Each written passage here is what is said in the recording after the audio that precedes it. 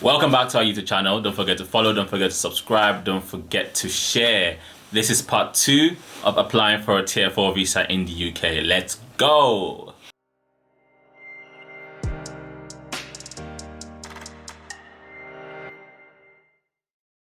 Next, we're gonna go to money you need.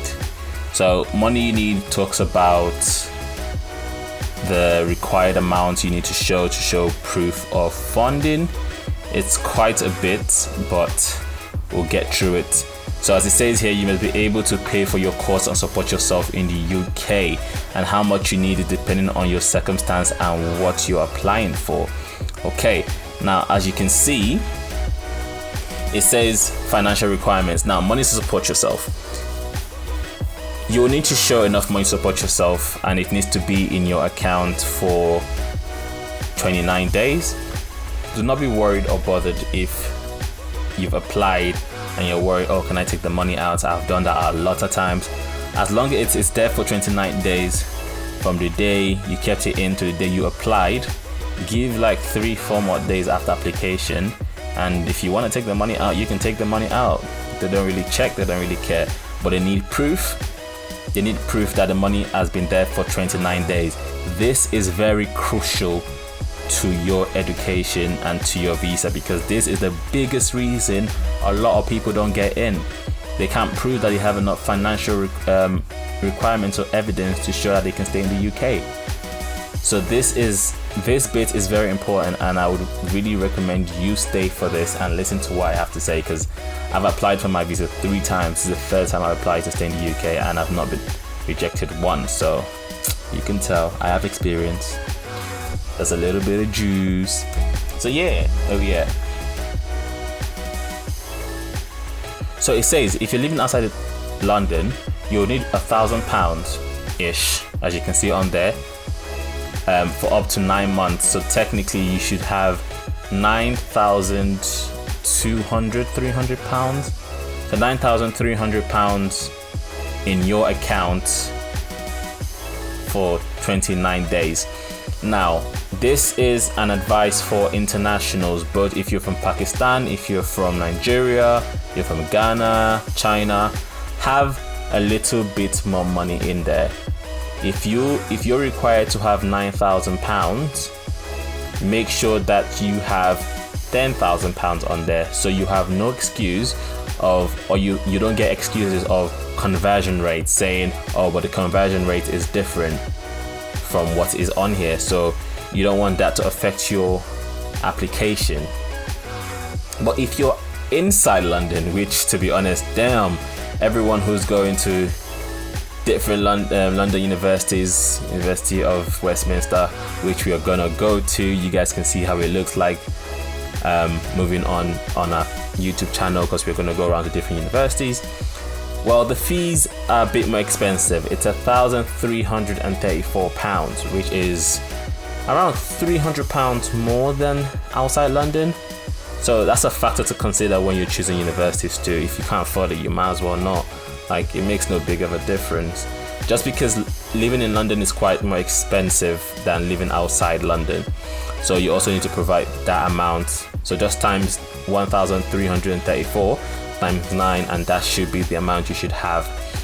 You should have also paid your university fees, because this also counts to it. Either if you've paid 60% of your university fees, you need to have the remaining 40% and the maintenance fee, which is 9,000 plus, or up to 10,000 if you're inside London, to show that you have enough funding available.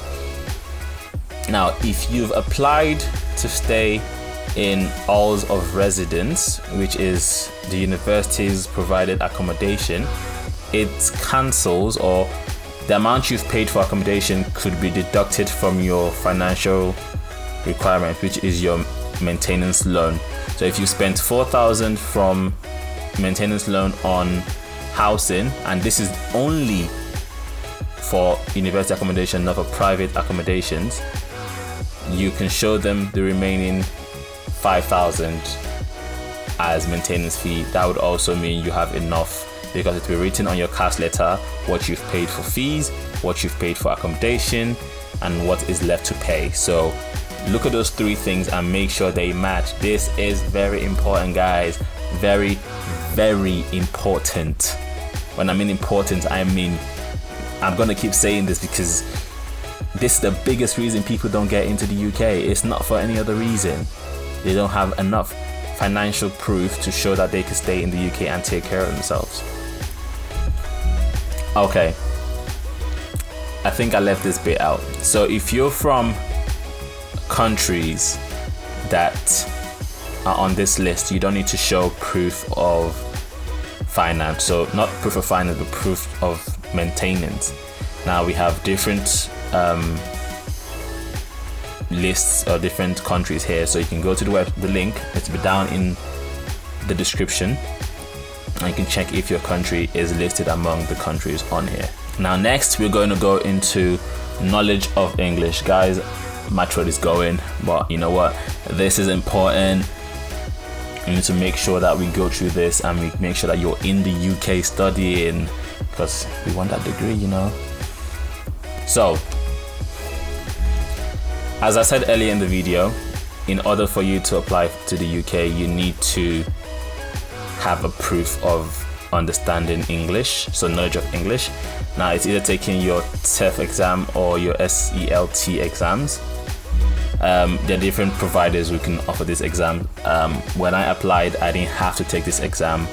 University of Bedfordshire allowed me to go straight into my first year of studying without taking the exam. Some universities wouldn't let you, some would. So it is fully based on what university you're choosing. But some other countries don't need to prove this, don't need to prove that they have the knowledge of English. The list could also be found on the link below. It will be down there if you want to see it. Some countries that are not on this list also don't, but as I said, that is fully based on the university which you're going to, because I didn't have to do this exam and I did my secondary school in Nigeria. So yeah, so this side is more about you just being able to pass an exam or you're not taking it, depending on your university. Now the second hardest bit, the documents you need. Okay, we're gonna go through this word for word so we know what we need, because we are not gonna fail. We are gonna come into the UK, we're gonna tell the immigration officer, yes bish, I made this. All right, cool. Number 1, we need your current passport and other valid documents. So your passport from your country, ensure it's the original one, ensure it's not a local passport, it needs to be an international passport. You need your CAS. Now remember, we spoke about CAS already. This is the letter you get from your university. You need your CAS provided from your course provider, and this is very important because without this you're also not going to get the visa. You also need to provide enough money to support yourself, which is maintenance fee plus the amount you've paid for university. You need a valid ATAS certificate. I don't know what this is because my country doesn't require it, but if your country requires it, please, you need to get that. If you're under 18, you need consent from your parent or your guardian before you can apply. You also need to show proof of relationship to them, so this be your birth certificate. To be honest, it is your birth certificate, nothing more, or letter of would I say ownership? I wouldn't really say ownership. Moving on. You need a tuberculosis test. This is based on the country you're from. Some don't need it, some do. I needed mine. It's not that expensive. It's not as expensive as the visa, so you can get that. I'm very aware that you could only get this from international medical centers, so you can't just go to your local medical store and expect to get a tuberculosis test results. You're not going to get that, and it's not going to be accepted. So You need to be able to provide that. Now, what you need else is a written consent from your financial sponsors.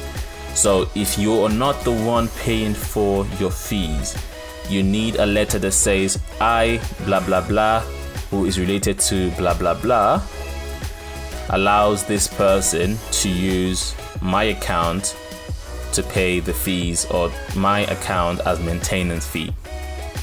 A simple letter together with the bank statements of proof of finance, which is 29 days from the day the money's been there till the day you apply for your visa. Now, make sure during those 29 days it doesn't go below the required amount, because if it goes below the required amount even for a minute, that's the end. You're gonna be denied. It's not up for questioning. You would be denied.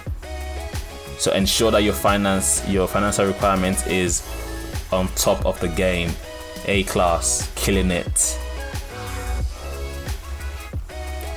Also, you will need a blank page on your visa. So if you're the kind that travel a lot, you're going to France, Dubai, Italy, Germany, you need an empty page, because if you don't have one, you're not gonna go through the borders, especially during COVID time. So blank page on your passport, ensure that it's not gonna expire soon, because that's very crucial too. And yeah, we'll move on. So what happens if you are under 18? That's a very good question. So if you're under 18, as it says, you need a consent from them that you're applying for a visa. You need a consent from them that they've sorted out your living and care arrangement and your travel to the UK.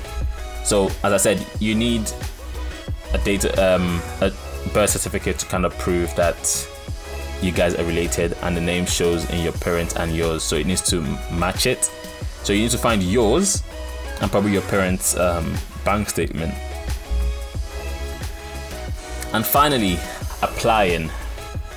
This is the last section. So now you would need to prove your identity or prove that you're the one actually going to the UK.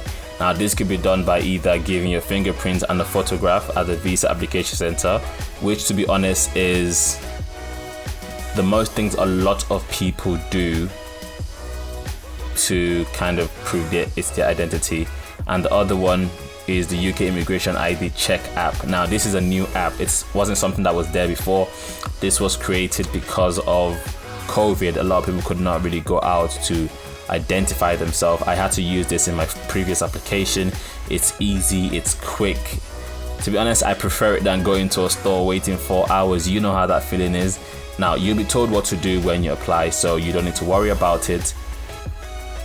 Once you start your application, you can save your form and you can complete it later. Now, if you've gotten to this point, you know that to get your applications in, you need to click start now, and this is the journey.